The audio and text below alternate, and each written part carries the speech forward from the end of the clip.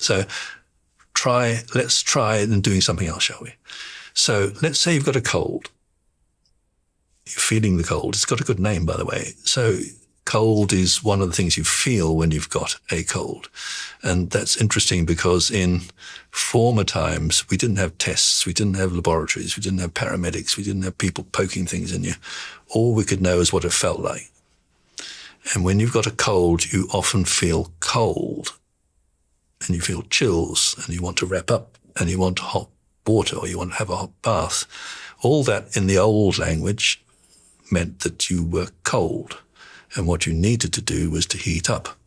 Now, you take this fella. This is ginger.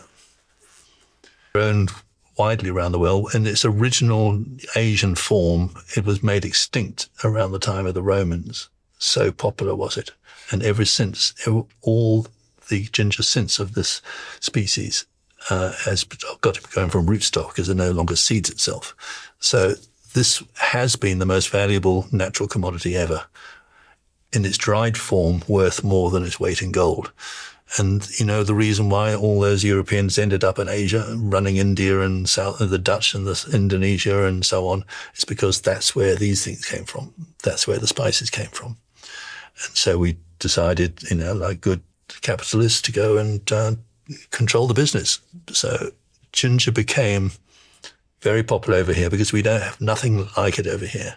The nearest thing we got is horseradish, which I promise you is no substitute for this. How do we use this? We've got a knob of ginger here about the size of your thumb. That's about a good dose. You grate it, fresh ginger, into a mug. Can you do that for me? I don't know, we've got a grater. I've got a grater there for you.